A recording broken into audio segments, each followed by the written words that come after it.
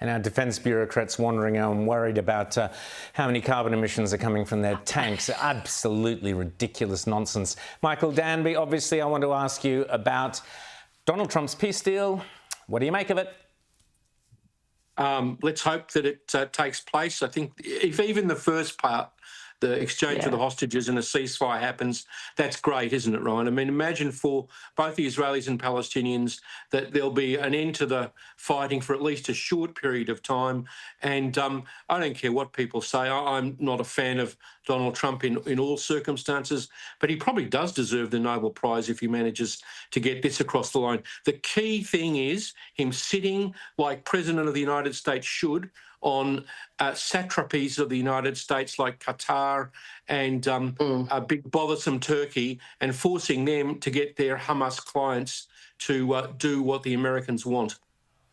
Absolutely. Now, Bridget, I want to jump back to Senate estimates and this revelation that this 62 to 70% target of Chris Bowen's, it will apply to agriculture and farming. Are your constituents aware that they've somehow got to reduce their businesses, their farms, their homes, their families, their livestock, etc., carbon emissions by 62 to 70% within a few years? No, they're not aware, in short, Rowan, and that's why this revelation was so compelling and egregious.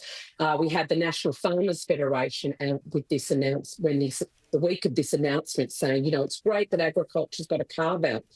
Well, turns out, Farmers Federation, you don't have a carve out, and it is once again the communities in rural and regional Australia, the intergenerational assets and our primary producers that are going to be paying for this farcical policy. I've always said net zero won't be net zero cost. Someone's always going to have to pay, and typically it's the poor and those of us out in the region, and it turns out that's exactly what's happening. So we're going to delve much more deeply into this. The other piece of evidence we found out in the agriculture estimates about this issue, Rowan, was that in all the modelling, they couldn't tell us how much prime agricultural land was going to be required to host all the renewable projects, the transmission lines, the wind farms, the batteries, etc., to actually make the 2035 and 2030 targets happen. So that is a grave concern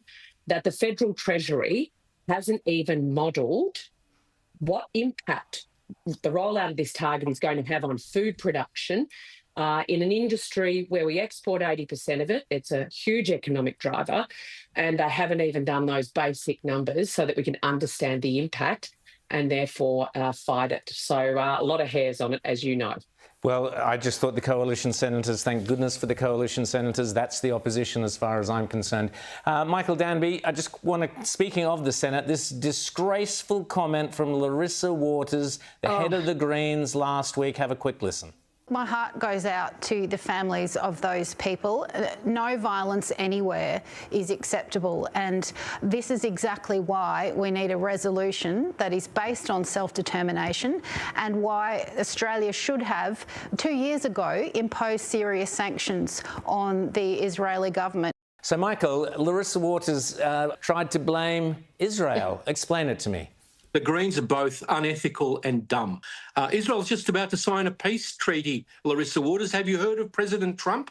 The Greens live in a completely their own silo, and they're dumb, Rowan, because Branch lost his seat because people even in the inner southeast of Melbourne, associated the Green political party with Gaza extremism. They were sick to death of these weekly demonstrations that paralysed our city, and the Greens paid the price for it. So let's hope that at the next federal election, the Greens will pay a further price for this dumb and unethical politics of Larissa Waters.